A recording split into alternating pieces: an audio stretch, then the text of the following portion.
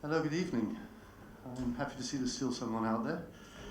My name's Julian, and I'm probably the living proof of what the gentleman before me was talking about. I enjoy doing things, and I enjoy my work, and I want to work doing the things I enjoy. I also travel quite a bit, like the gentleman before me said. I think it's very important to see what other people find is cool, and not only just have your own ideas about it. What I wanted to talk to you about tonight, in fact, and having listened to all these speeches we've had today, I'd probably talk about something completely different, but it was a silly idea that came up in 2002, and since 2002, it's become a very big idea. I spent most of my life being an entrepreneur and trying to survive one way or another. And started learning computers back in the late 70s, early 80s, when most of your mobile telephones are much more powerful than the things we were using in those days. And BASIC was probably about the only language you could learn anyway.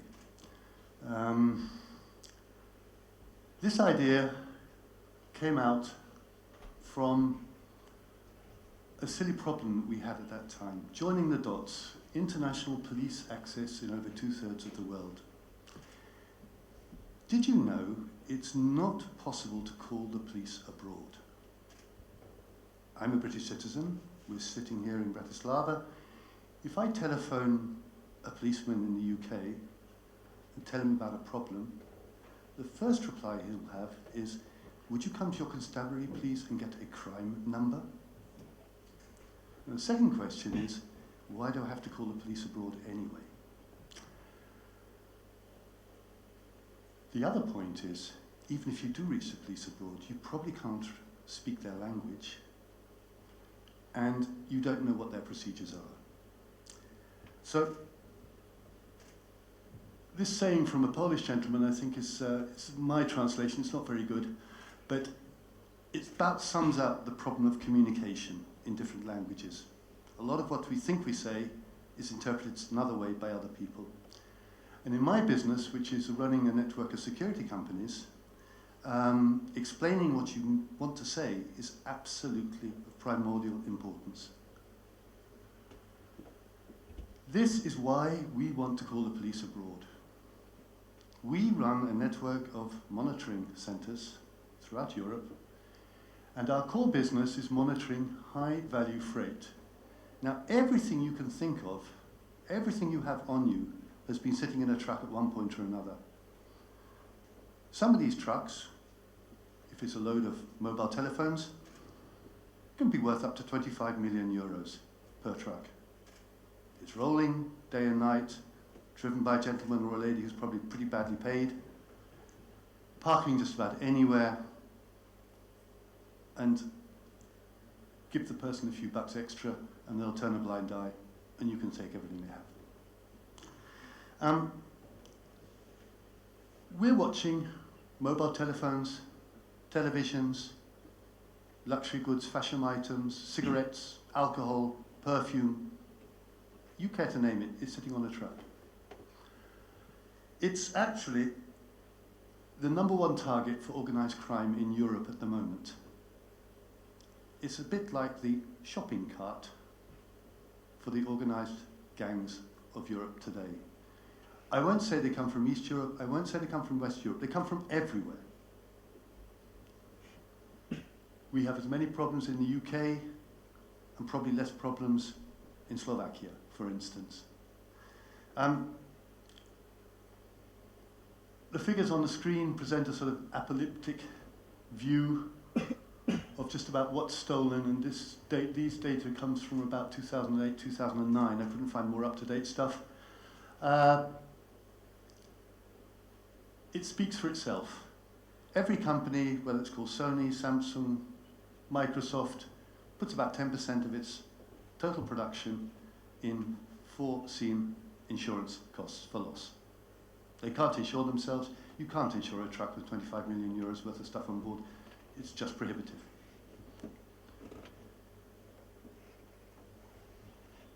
These trucks,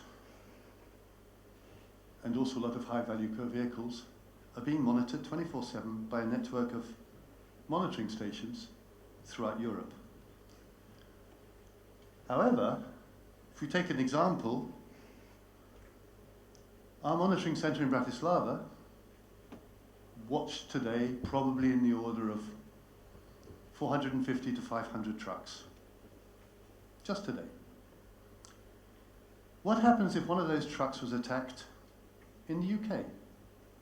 I have to get hold of the police in the UK very quickly to inform them, to get them on site, to prevent big losses, to eventually catch the thieves.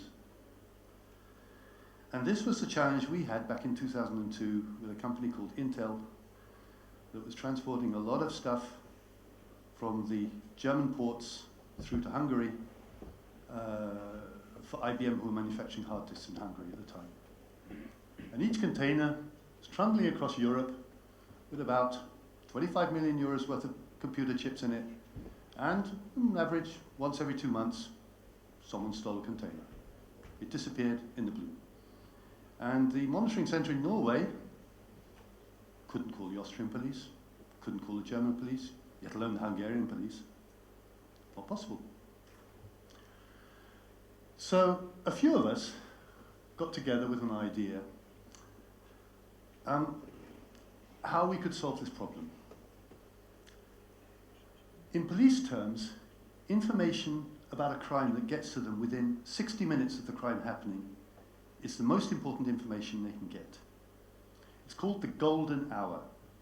And our aim was to get this information to them inside 15 minutes, in their own language, following their own procedures. So how does it work? This, by way, is a 1 week's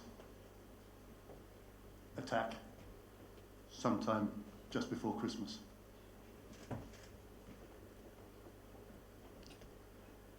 We created something called EuroWatch.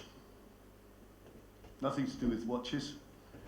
We couldn't buy the domain eurowatch.com because it belonged to some guy in Taiwan who's manufacturing watches, most of them fake. And the idea was the following. In each of these countries, we went round and, using a variety of means, mainly our British embassies, we approached existing security companies, and they all had to meet one condition. A, they could all have a registered license in their country, and they could all have a 24/7 monitoring centre. And the idea was that as soon as a security company, let's say in France, is authorised, it can talk directly to its own police. Now you network all of these guys up with a central computer, which we based in the UK. At the beginning we had it in Norway. And when I want to call the police in France, well, I call up companies called Brinks in France, and they're registered in all of the 90-odd departments in France, because in France you have a very special police system. You have the police that operate in the towns, and you have the gendarmerie, which operate in the countryside. They belong to 2 different ministries even. One's Ministry of Defence, the gendarmerie. The police are the Ministry of Interior.